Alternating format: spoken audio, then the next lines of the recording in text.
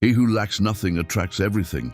You have been taught that you need more money, more validation, and of course, the more you chase it, the more it eludes you. Ironic, isn't it? Now imagine the opposite. The less you need, the more you attract. It sounds like a cheap parlor trick, but it is pure Stoic philosophy. When you stop depending, you become free. And when you are free, you stop begging and start choosing. People notice it, and so do opportunities. Because he who lacks nothing is complete. And that, as surprising as it may seem, is the most magnetic thing in existence. Stay until the end, because in the final lesson, you will discover what can change the way you see everything, from your relationships to your most important decisions. But before we begin, if you find these videos helpful, I encourage you to subscribe and turn on notifications to stay updated on our latest content. Let's begin.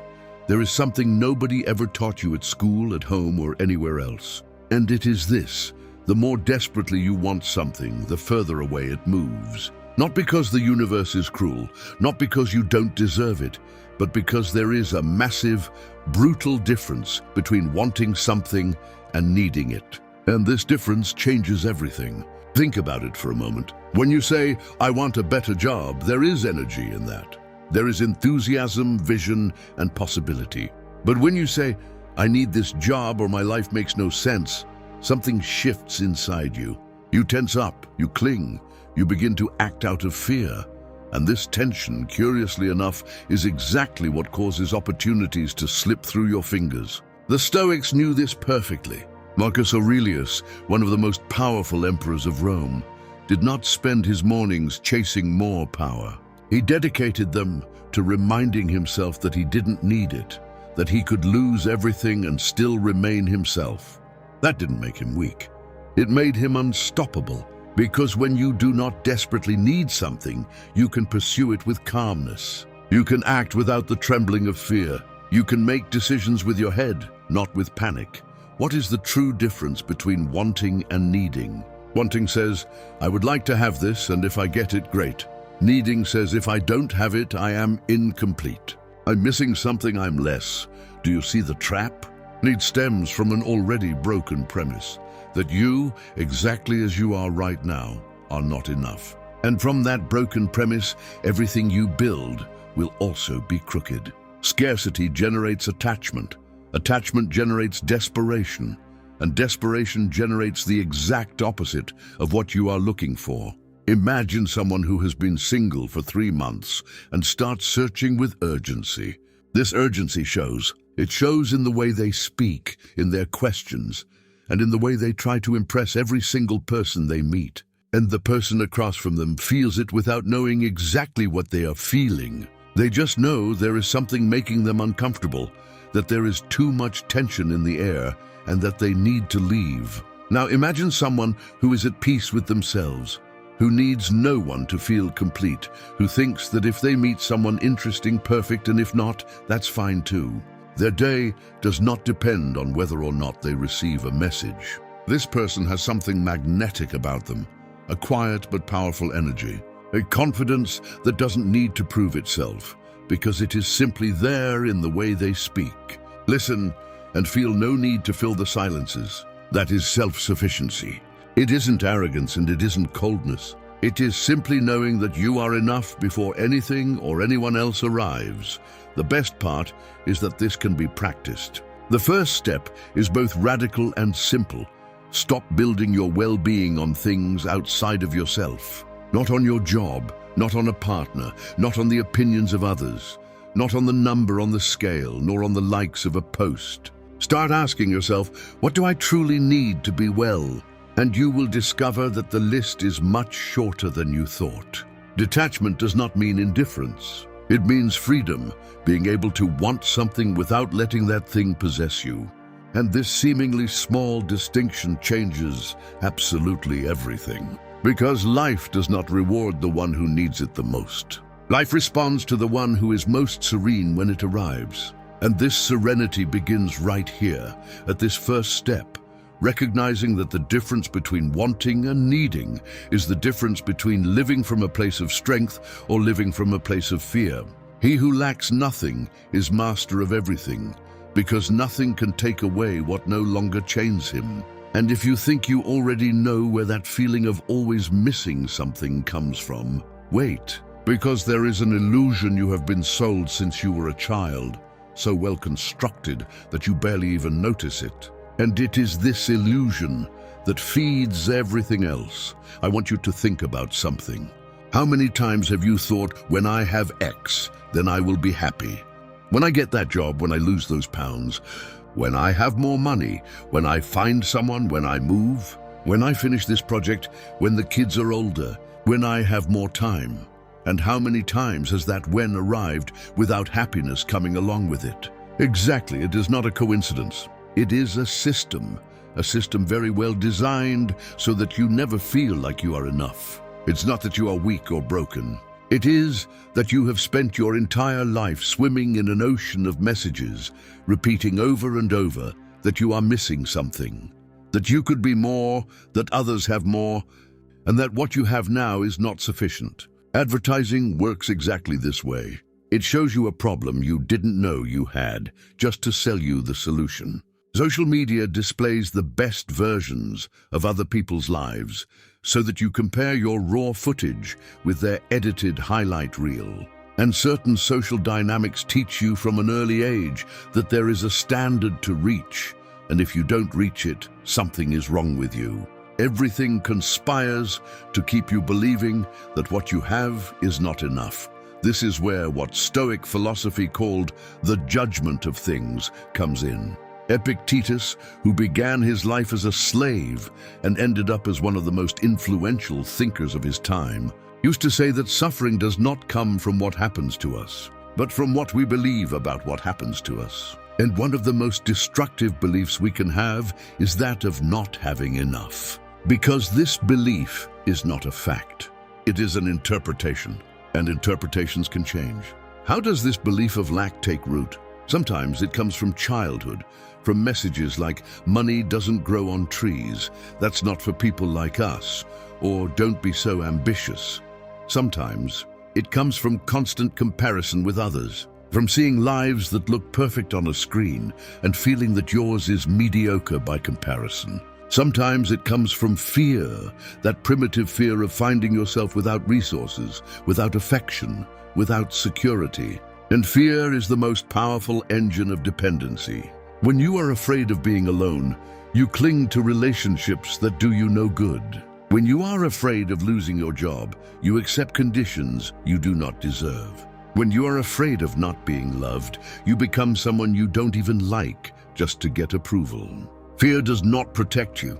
It paralyzes you. It makes you make decisions that reinforce exactly what you dread. Reprogramming this scarcity mindset is not about entering a fantasy mode and believing everything is wonderful when it isn't. It is not about denying reality, but about something much more concrete. It is learning to ask yourself, is this belief real or is it just a mental habit? Is what I think I am missing a real need? Or is it just conditioning I've been repeating for years without questioning it? Imagine passing years thinking that without a partner you are nothing, that you are incomplete, that something is wrong with you.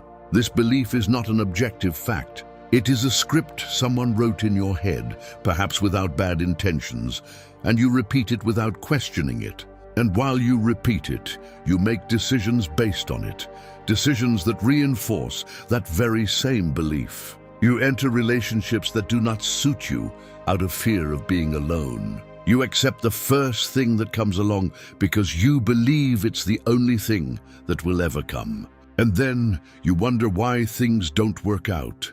Lack is a cycle. To break out of the cycle, you must become aware of it. You have to catch it the moment it appears and ask yourself, is this true? Or is it just a thought to which I have given so much life that it feels true? Thoughts are not reality. They are proposals, and you are the one who decides which ones to accept and which ones to reject. When you begin to see the illusion of lack for what it is, something inside you starts to calm down. You begin to see more clearly what you have, what works, and what is already there. And from that clarity, you can begin to act from a completely different place. A place where the engine is not the fear of lack, but the confidence that you already have enough to begin. You lack nothing. You just have too many beliefs convincing you otherwise. And precisely when you understand that the lack was all in your head, it becomes urgent to clean up what you feel as well. Because there is a type of attachment that does not come from reason. It comes from the heart. And it is the most complicated one to work through, the most painful to admit, and the one that transforms you the most when you finally let it go. Letting go sounds easy to say, doesn't it? Let it go, let them leave, don't hold on to it. As if it were as simple as opening your hand and letting drop something you are holding in your palm. But you know very well it doesn't work that way.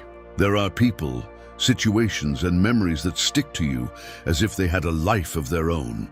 No matter how much you want to stop thinking about something, your mind returns to it over and over, as if it had its own inertia, like a scratched vinyl record that nobody turned off. So let's talk truly about what letting go means. Letting go is not about stopping feeling. It is not about emotionally numbing yourself or turning to stone. It is about stopping the need for something to be different from what it is. It's making peace with reality exactly as it presents itself, not as you wanted it to be. It is recognizing that you have feelings, but that those feelings do not have to dictate all your actions. And in relationships, this is particularly difficult because when you love someone out of need, what you're actually doing is using that person to plug a hole you have inside.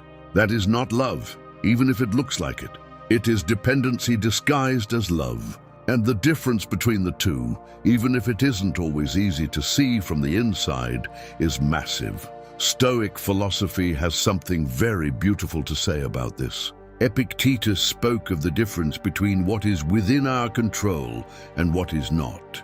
The people you love are in their own lives, with their own free will and their own stories. They do not belong to you. They never belong to you. And pretending otherwise is not love. It is possession. And possession, even when dressed up as care or devotion, ends up suffocating whatever it touches. Relationships built on wholeness have a completely different texture. When you are at peace with yourself, when you don't need the other person to save you, complete you, or constantly validate you, the relationship becomes a space for a true connection. Two people who choose to be together not because they need each other to function, but because they add to each other. Because together, life is richer, more interesting, and more fun. But each can be perfectly fine separately. Each has their own center of gravity. This doesn't make love cold. It makes it freer. And a free love is, paradoxically, far deeper and more durable than a love built on need. How do we work through emotional dependency? First, by recognizing it, and that hurts a little, because nobody wants to see themselves as someone who depends on another person to be okay. But emotional dependency is not a character flaw. It is learned conditioning. You learned at some point in your history that to be loved, you had to behave a certain way, that you had to be necessary to the other person, and that if the relationship ended, it was because something was wrong with you. All of that is false, but it is a lie that feels very real because it has been settled there for a long time. The antidote is learning to give yourself what you are looking for in the other person. Validation, presence, calmness, and companionship in silence. All of that exists in its most solid and stable version right inside you. Not because others cannot give it to you, but because if you only have it through them, you are building your emotional stability on foreign soil, and foreign soil always shifts. Practicing emotional freedom is a daily exercise. It is asking yourself, am I doing this because I want to, or because I'm afraid of what happens if I don't? Am I in this relationship by free choice, or out of panic at the thought of being alone? Am I truly being myself with this person, or am I being what I think they need me to be? The honest answer to these questions tells you everything you need to know. And when you begin to relate to others from a place of wholeness, something curious happens. You attract healthier, more complete people. Because a person who is at peace with themselves naturally and unconsciously looks for people around them who are also at peace. When you change your starting point, you change the type of bonds you build. Only someone who doesn't need you to be okay can truly love you in a way that makes you feel free. And now that we are beginning to understand emotional detachment, there is something that might seem like a contradiction to you, but it isn't one at all. There is a law that says the more you chase something, the more it flees, and the less you need it, the more it appears. It sounds strange, it sounds almost like a trap, but it has a perfect logic. And it is this logic that we will look at now. Have you ever noticed that when you want something too badly, it seems to move further away? That when you are desperate to get a job, the interviews go poorly? That the lonelier you feel, the less you attract anyone interesting? That the more you need something to succeed, the easier it is for it to fail? That the more you try to please someone, the more indifferent they seem? This is not bad luck. It is a law that operates with uncomfortable precision. When you need something with urgency, that urgency shows. It shows in the tone of your voice, in your body language, in your decisions, and in the way you present yourself. And this urgency, far from adding value, takes it away. Because desperation has an odor that everyone can detect without knowing how to identify it. It generates a vague discomfort, a feeling that something is off. And the instinctive response of most people faced with that is to pull away. Stoic philosophy had a concept called apatheia, which does not mean apathy as we understand it today, but rather the absence of disruptive passions, the ability to act with calmness and determination without letting the outcome affect you to the point of paralyzing or distorting you. It isn't coldness, it isn't indifference, it is inner balance. And this balance is exactly what generates true attraction. There is something about a person who does not need anything that is deeply magnetic. Not because they are faking it, not because they have learned a manipulation technique, but because they are genuinely doing well. They truly do not depend on the outcome to be happy. And this authenticity is irresistible because it is extraordinarily rare. Think of water. Water does not push, does not fight, does not scream, does not insist. It simply flows. It seeks the path of least resistance with infinite patience. And over time, water can cut through the hardest rock in the world. Not by brute force, but through constancy and the total absence of internal resistance. It never stops being water to try to be something else. That is how the energy of someone who doesn't need works. They do not push. They do not beg. They do not force situations. They are simply there, acting, moving, and from this quiet state of being and acting without desperation, everything begins to move in ways that would be impossible through forced effort. And what about what people call the law of attraction? Many people interpret it superficially. They think about something very intensely, wait a few days, and get frustrated when it doesn't appear, as if the universe were a vending machine. But the law of attraction does not say that what you think about manifests automatically. It says something more subtle and profound, that the internal state from which you operate determines the type of reality you build. If you operate from lack, from fear, from desperate need, you build a reality consistent with that. You make decisions out of fear. You attract situations that confirm your beliefs of lack. The cycle reinforces itself. If you operate from wholeness, from calmness, from trust in the process, you build something completely different. Not by magic, but because you act differently. You decide differently, you relate to others differently. The key is not in the thought. It is in the energy behind the thought. And this energy changes when you stop forcing and start flowing. Flowing does not mean sitting back and waiting for things to fall from the sky. It means acting, yes, with all the determination you have, but from a peaceful place. It means doing what needs to be done without obsessively clinging to the result. It means trusting that if you do your part well, the process will take you where you need to go. It means being able to ask yourself when something doesn't go as planned, what is there to learn here? Rather than, why does this always happen to me? This trust is not naivety. It is practical intelligence because forcing expends twice as much energy and produces half the results of serene, focused action. Do not chase what you want. Become someone who deserves it and let the path open up. But to become that person, there is something you must build from within, something that cannot be bought, borrowed, or faked for long. It is called self-esteem, and it has very little to do with loving yourself during the good times. It has everything to do with what happens inside you when things get complicated and nobody is watching.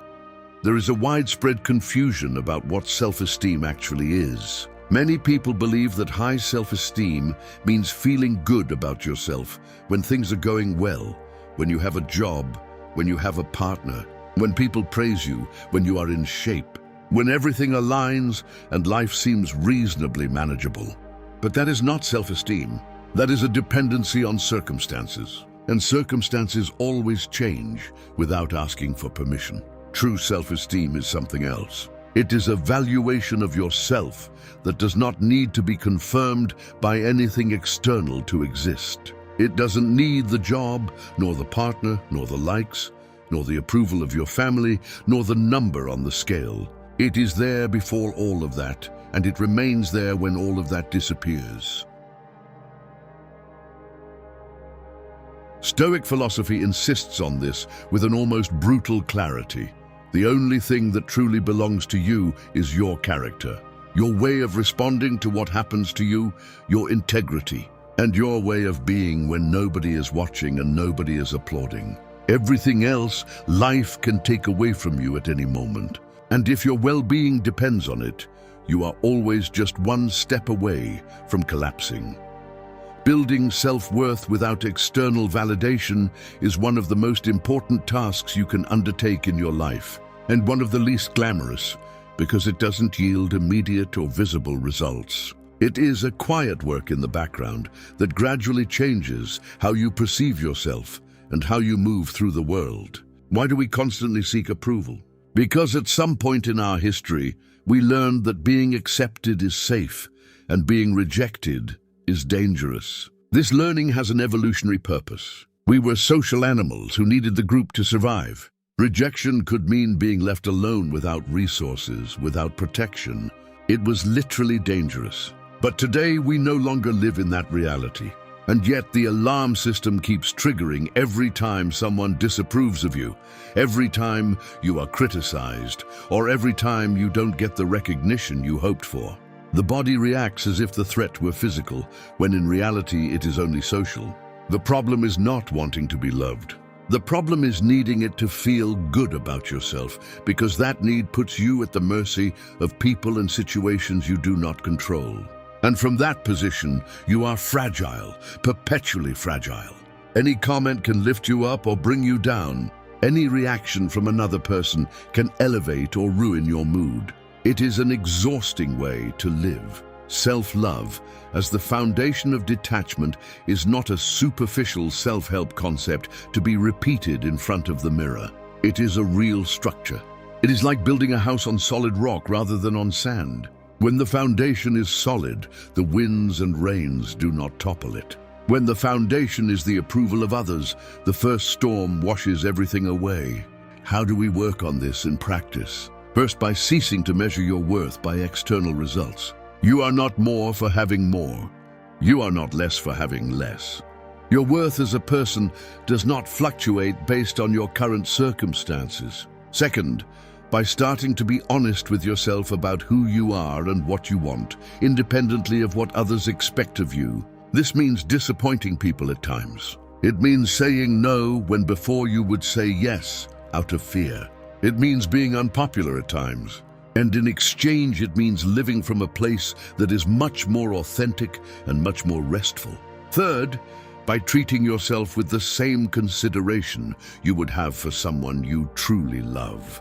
There are people who are extraordinarily kind to everyone except themselves, who demand the impossible from themselves, criticize themselves with a harshness they wouldn't tolerate from anyone else, and never consider that what they do is enough. That is not healthy self-demand.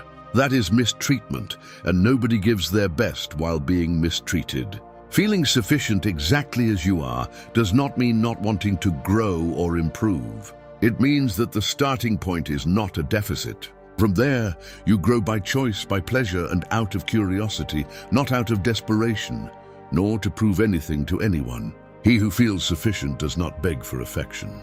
He receives it because he doesn't need it. And now that you have this clearer foundation, there is something we particularly struggle to do.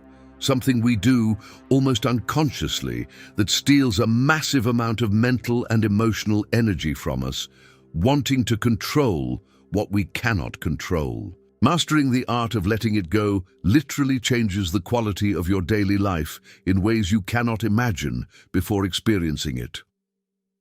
How much energy do you waste trying to control things you cannot control? Think about it truly, not as a rhetorical question, but as a real exercise. How much time do you spend checking your phone to see if that person has texted you?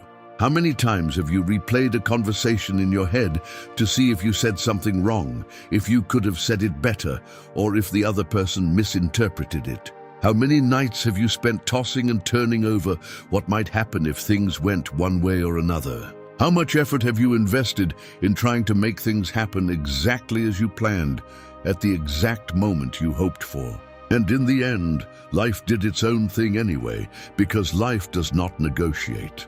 The obsession with controlling outcomes is not a sign of strength or responsibility. It is a sign of fear, a very understandable fear. The fear that if you don't control everything, everything will collapse. But the trap of control is that it consumes resources without producing real security. It only produces the illusion of security, and when reality does not respond the way you hoped, the cost is doubled.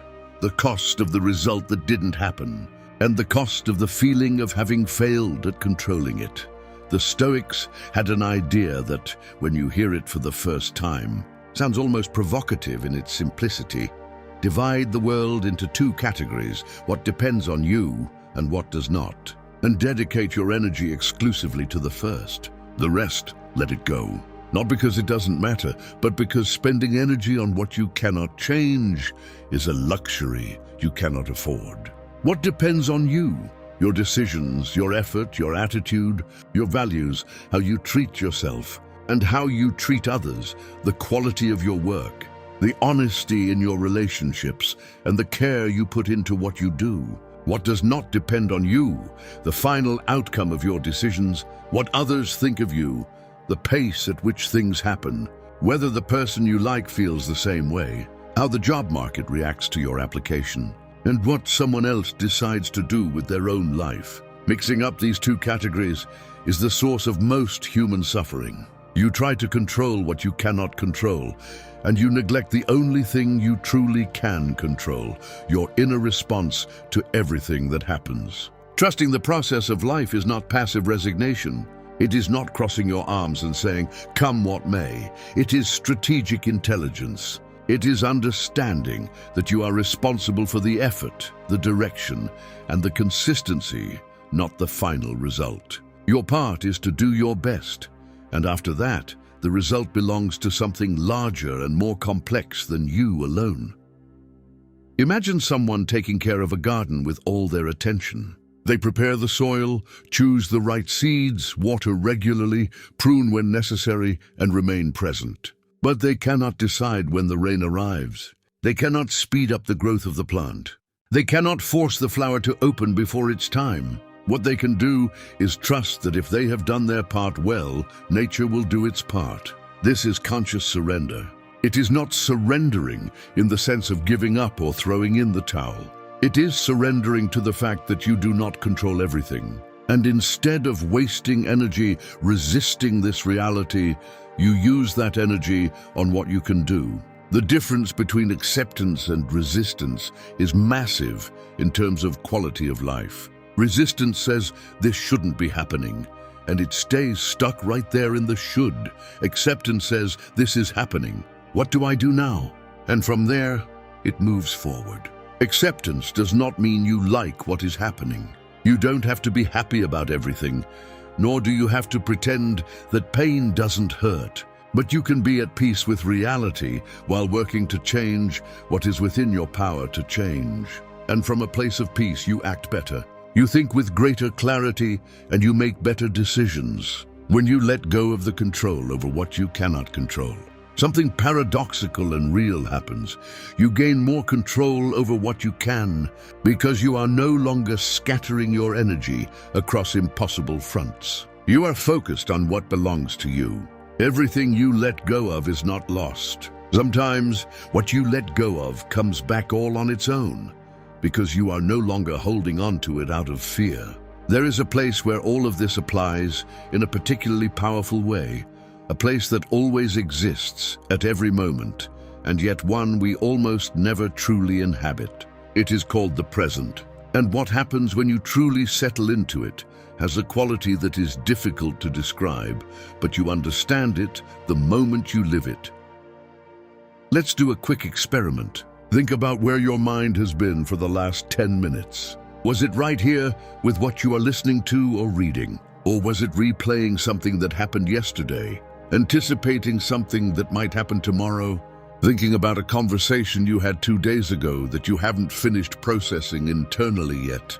If your mind was in any of those places, welcome to the club. Because most of the time, human beings live anywhere except in the present. And that comes at a massive cost. Anxiety, for the most part, is the result of living in the future, projecting yourself toward possibilities that haven't happened yet and perhaps never will, constructing mental scenarios where things go wrong, and reacting to them as if they were already real, with all the emotional activation that implies. It is like rehearsing disasters that haven't occurred, and your body cannot tell the difference between a real danger and an imaginary one. The past no longer exists. It only exists as a memory, as an interpretation of something that is no longer here. And the future does not exist yet. It only exists as a projection, as a possibility. The only thing that truly exists at this precise moment is now. And the now, when you truly inhabit it, has a quality that is hard to describe. But everyone has felt it at least once. That moment when you are so absorbed in what you are doing that time seems to dissolve, where there are no worries, no fears, no expectations, only the experience itself. Complete and present.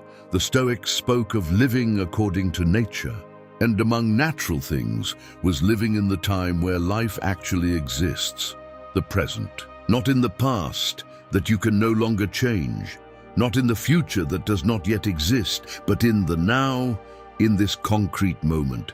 How does this connect to the core idea of the person who lacks nothing? Very directly. Need lives in the future. I need this to happen so I can be okay. I need that to arrive to feel complete. As long as you live in this imaginary future where things are finally the way you want them. The present becomes a waiting room, a transit lounge towards something that hasn't arrived yet. When you are in the present, need loses its power because in the present, in this concrete instant, you are almost always fine. You almost always have enough. There is almost always something, even something small, that is working. Lack is almost always a feeling that has more to do with thought than with the material reality of the moment. Abundance lives in the present. Lack lives in the comparison with an imaginary future that doesn't exist yet. Connecting to the present doesn't require complicated techniques or hours of daily meditation. It can be as simple as stopping for 2 minutes, letting go of other thoughts, and paying total attention to what is right in front of you. The taste of what you are eating, the sky you see through the window, your own breath rising and falling without you having to do anything at all. The ambient sound, the texture of what you are holding in your hand. Not as a magic trick, but as an exercise in attention, because attention, like a muscle, develops with constant use. And once you learn to bring your mind back to the present more frequently, the quality of your daily experience changes in a way that is hard to quantify, but clearly felt. Enjoying without expectation is one of the most radical acts you can perform in a world that constantly asks you to compare, to aspire to more, and to never feel fully satisfied. Enjoying something exactly as it is, without needing it to be different, without projecting a grander meaning onto it, without comparing it to anything. It is a small act, yet profoundly liberating. And when you begin to practice it, you discover something that shifts your perspective greatly. You already have far more than you thought. Abundance is not necessarily in what is to come. It is also, and above all, in what is already here. The present is the only place where life actually happens. Everything else is just thought. And if the present already contains abundance, then the question is, why do we keep looking for wealth outside of ourselves? The truth is that the most solid wealth, the kind that nobody can take away and that doesn't depend on any external circumstance, has no market price. It cannot be bought, it cannot be inherited, and it isn't displayed on any social network. It is born within, and that is what we are exploring now. Let's talk about wealth, but not the kind you are probably thinking of. Not your bank account, not the square footage of your house, nor the model of your car. Not what you have, nor what you have achieved, nor what you project to the outside world, but something much deeper and much harder to take away from you. The wealth that is born within. There are people who have a lot and yet live in scarcity, who always want more, for whom it is never enough, who constantly compare themselves and always come out losing in that comparison. And there are people who have just what they need and yet live in abundance, who find value in the everyday, who enjoy what they have, and who do not need more to feel that their life has meaning. The difference is not in what they have, it is in the focus, in the place where they direct their attention. The human brain has a very clear bias toward problems, toward what is wrong, what is missing, and what could go sideways. This bias makes sense from an evolutionary standpoint. Humans who paid more attention to danger survived better than those who relaxed too much. The brain learned that noticing the bad was more urgent than noticing the good. But this mechanism, so useful for surviving in environments of real danger, is a generator of misery in the modern world, where dangers are much more abstract and far less urgent than a predator, but where the alarm system keeps triggering with the exact same intensity, and if you don't manage it, it manages you. Gratitude is not a gimmick of hollow positivity. Gratitude is a real tool. When you train your mind to actively look for what is working, what you have, and what is going well, you change your pattern of attention. And changing your pattern of attention literally changes what you experience in your daily life. The Stoics practiced something that seems almost strange today, the contemplation of what we could lose. Not to make themselves anxious, but to appreciate what they had before it disappeared.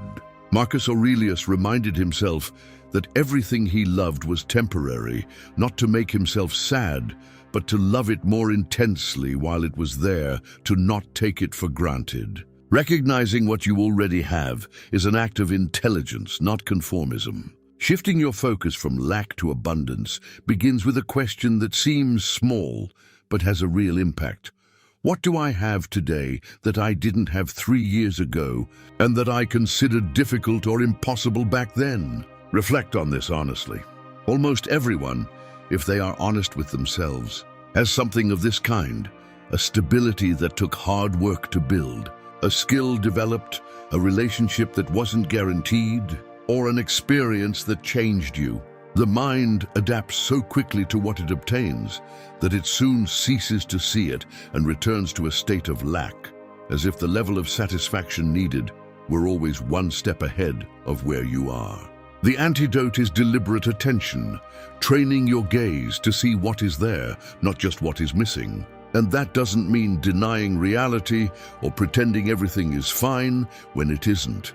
It means adding to the complete map what already exists, not just what does not yet exist. From a place of lack, the smallest problem seems insurmountable.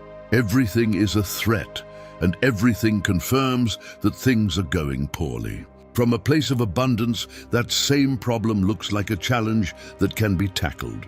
There are resources, there are possibilities, and there are paths that from a place of lack weren't even visible. True wealth is internal.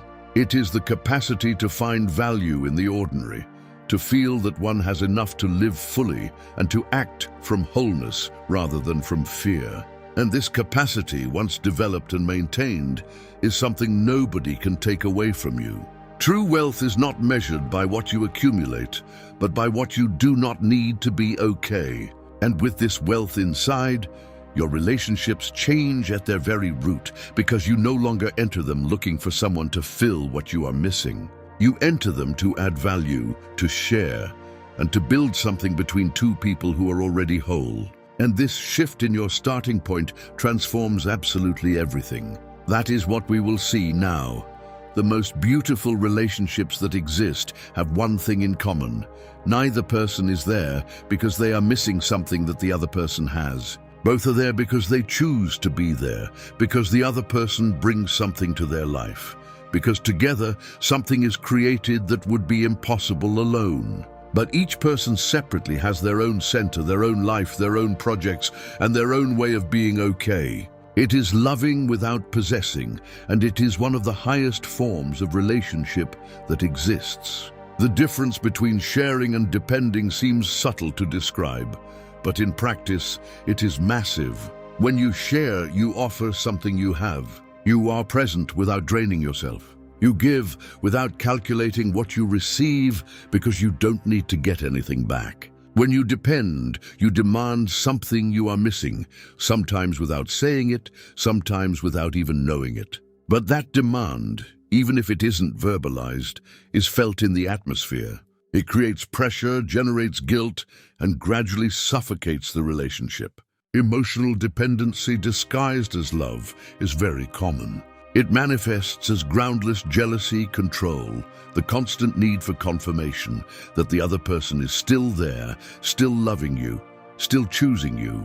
It shows up as a panic of abandonment that makes any distance, even temporary and normal, feel like an existential threat. It leads to building your whole day around the other person's reactions, losing the thread of your own life because you are too busy monitoring theirs. And the hardest part about emotional dependency is that it pushes away the very thing it seeks. The person who constantly needs validation ends up exhausting the other, who sooner or later will need space. The person who fears abandonment often ends up generating exactly what they dread through the sheer intensity of their own fear. Stoic philosophy speaks of relationships from a perspective that remains revolutionary today. You cannot control how the other person loves you. You cannot control whether they stay or leave. You cannot guarantee that a relationship will last. The only thing you can do is be yourself in the most honest and complete way possible, and consciously choose with whom you share your time and energy. Authentic attraction is distinct from emotional need. Authentic attraction is calm. It doesn't need to demonstrate or prove itself constantly. It doesn't need the other person to change to feel good. It is comfortable with silence. It doesn't fear space. Emotional need is urgent and anxious. It requires continuous signals that everything is fine, confirmations that, by the way, are never enough. How do we build free and healthy bonds? It starts with you, by being okay in your own life before looking for someone to make you okay. It comes from having projects, interests, friendships, and goals that do not revolve around one specific person. It comes from knowing yourself well, knowing what you want and what you don't want, and having clarity about what you are willing to accept and what you are not. When you have that, you enter relationships from a different place, not looking for someone to save you from yourself, not looking for someone to complete you, but looking for something that is built between two people who are already whole and who choose to build it together. Loving someone who doesn't need you to be okay is one of the most solid kinds of love that exists, because you know that if they are with you, it's because they want to be, not because they can't be without you, and not because they are afraid of being alone. This certainty that the other person is choosing freely is what gives love a different texture, calmer, realer, and more durable. The love that does not suffocate is the one that stays. The one that needs too much asphyxiates what it touches. And when you become that person, the one who doesn't need anything to be okay, the one who loves freely and lives from wholeness, you begin to notice something different. In everything, things happen with less effort. The right people appear and opportunities multiply. Not because you are special in some magical way, but because you have become something real and powerful, a magnet. And that is exactly what we are going to see in this final section. We have reached the end. And what comes now is the natural consequence of everything that came before. When someone has worked on their relationship with need, when they have cleaned up the beliefs of lack they repeated for years without questioning them, when they have learned to relate to others from a place of emotional detachment, when they live more in the present than in an imaginary future, when they operate from internal abundance and build bonds from wholeness, this person has something that cannot be artificially manufactured. They have coherence, and coherence is the most powerful ingredient of real attraction. Coherence means that what you think, what you feel, and what you do are aligned. There are no cracks between them. There is no contradictory message that people receive without knowing exactly what is generating that feeling of discomfort within them. There is no public version and private version contradicting each other when nobody is looking. What you see is what you get. What the other person receives is what is truly there. And that, in a world full of people who say one thing and do another, who project a calculated image and a something else inside, who speak of abundance from the deepest lack, is extraordinarily rare. And the rare, when it is authentic, attracts. Stoic philosophy called this virtue, not in the moralizing sense that this word has today, but in its original sense, excellence. The excellence of living in accordance with who you are and what you believe, without duplicity, without performance, without needing to display anything that you are not. Being exactly who you are in all contexts, with all people. Being rather than chasing is the most radical shift you can make in your way of relating to life. Most people chase success, approval, love, and happiness as if it was something that is always one step further ahead. And all this chasing has something in common. It starts from the premise that what you are looking for is outside of you, that you don't have it yet, and that you are incomplete without it. But when you become the person who is already doing well, something changes deeply. You no longer chase. You act, you do, you share, and you contribute.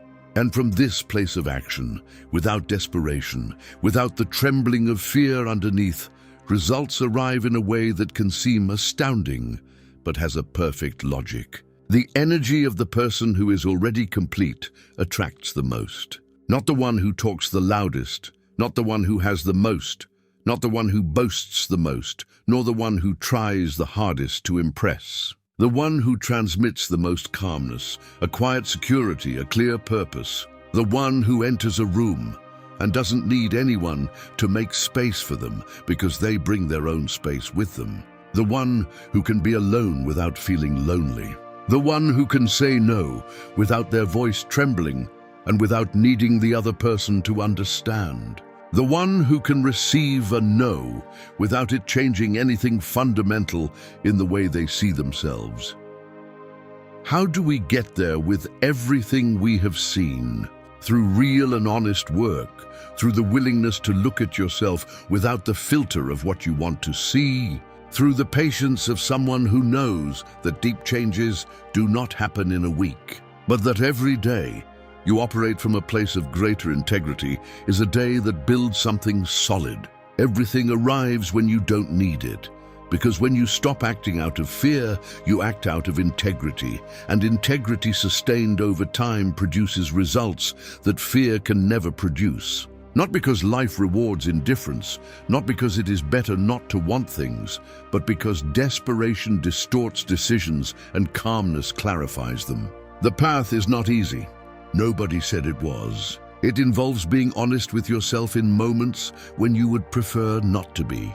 It involves letting go of things that give you a sensation of security, even if that security is false. It involves stopping yourself when fear pushes you to run. It involves trusting the process when the result doesn't arrive as fast as you would like. It involves tolerating uncertainty without collapsing into it. But the result of this work, sustained over time, is a life completely different from the one you build out of need. A life where you no longer beg for attention. A life where you no longer apologize for occupying space. A life where the relationships you have are of true quality because you have built true quality inside.